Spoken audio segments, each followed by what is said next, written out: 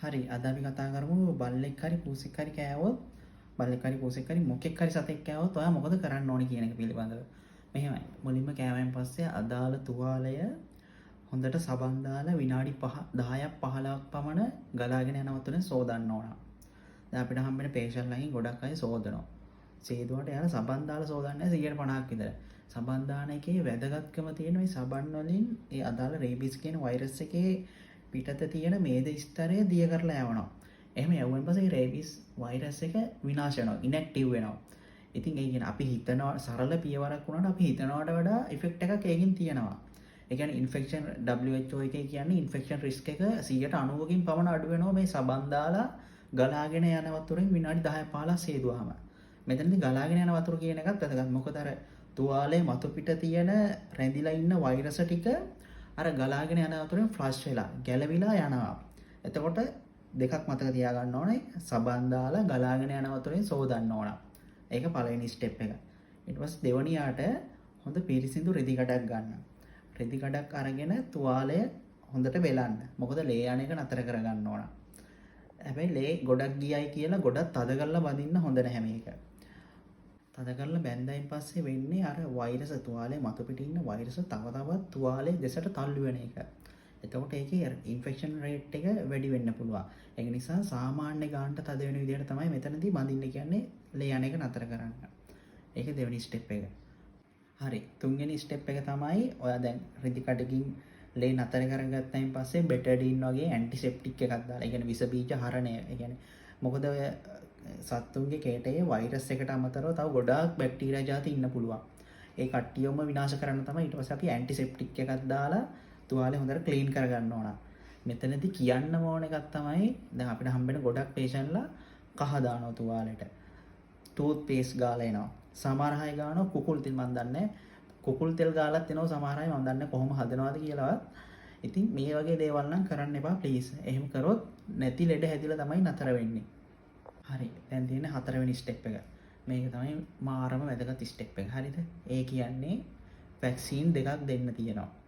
එකක් ටෙටනස් ටොක්සොයිඩ් කියන එක, අනිත් එක ඇන්ටි රේබීස් වැක්සින් එක. එතකොට දැන් අපි ওই දෙක වෙන වෙනම කතා කරමු. ටෙටනස් එක ඔයා අවුරුදු 5ක් ඇතුළත ආපස්සට අවුරුදු 5ක් ඇතුළත විදලා නැත්නම් ටෙටනස් එක විදින්න ඕන අනිවාර්යයෙන්ම. එහෙම නැත්නම් දැන් රජේ පාසල් වල නම් ළමයින්ට වයස අවුරුදු 12දී 13දී වගේ විදිනවා. එතකොට ඒක අවුරුදු 10ක් වළංගුයි. එතකොට අවුරුදු දැන් ඒ වගේ ළමෙක්ට නම් අවුරුදු හිතන අවුරුදු 20 දී බල්ලෙක් යනවා විදින්න ඕනේ නැහැ. 22කින් 23න් පස්සේ වගේ කෑවොත් ටෙටනස් ටොක්සොයිඩ් එක දෙන්න ඕන.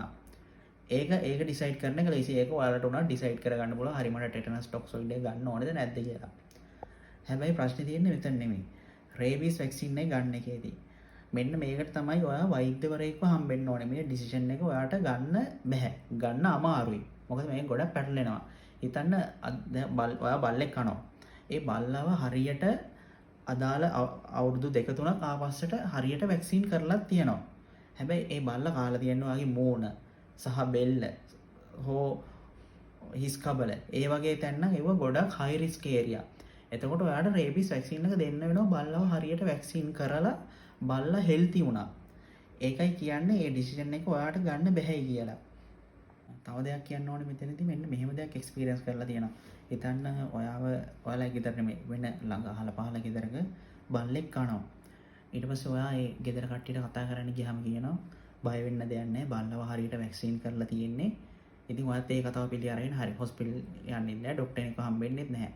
හැබැයි එහෙම කරන්න එපා. ඒ වගේ ඒ තරම් නම් මෝඩ වැඩ කරන්න එපා. ඔයා අනිවාර්යයෙන්ම වැක්සිනේෂන් කාඩ් එක ඉල්ල ගන්න ඕන. මොකද ආපස්සට හරියට වැක්සින් කරලා තියලා අපි බලනවා ඒක. හිතන්න අවුරුද්දක් මික්ස් වෙලා වැක්සින් කරලා නම් බලලා කියන්නේ දැන් 2024 වැක්සින් කරලා හැබැයි 23 වැක්සින් කරලා නැහැ. එතන රිස්ක් එකක් තියෙනවා. එතකොට අපි ඔයාලට කෝස් එක පටන් ගන්නවා. පටන් අරගෙන කියනවා දවස් 14ක් බල්ලව බලන්න කියලා. බල්ලට අසනීපයක් වෙනවද බල්ලා මැරෙනවද කියලා. බල්ලා හොඳට ඉන්නවනම් අපිට කෝස් එක නවත්තන්න පුළුවන්. අන්න ඒකයි කියන්නේ මෙතන ඒ කියන්නේ පොඩි ට්‍රික් එකක් තියෙන්නේ. ඒ කියන්නේ ඔයාලට මේ ඩිසිෂන් එක ගන්න අමාරුයි. ඒක නිසා ඔයාලා කරන්න ඕනේ මේ මොකෙක් හරි මෙහෙමයි. ඔය පාරේ ඉන්න වීදිසුණකෙක් આવොත් කතා දෙකක් නැහැ කොහොමද දෙන්න වෙනවා. ඔතන ප්‍රශ්නේ තියෙන්නේ අර වැක්සින් කරපු ගෙදරක හදන බල්ලෙක් කෑවොත් තමයි. එහෙම කෑවොත් අනිවාර්යයෙන්ම වැක්සින් කාඩ් එකත් එක්ක හොස්පිටල් එකට එන්න. එතකොට ડોක්ටර්ස්ලා ඩිසයිඩ් කරා ඔයාට රේබිස් වැක්සින් එක දෙන්න ඕනේද නැද්ද කියලා. හරි. අන්තිම වශයෙන් කියන්න තියෙන මෙන්න මේක.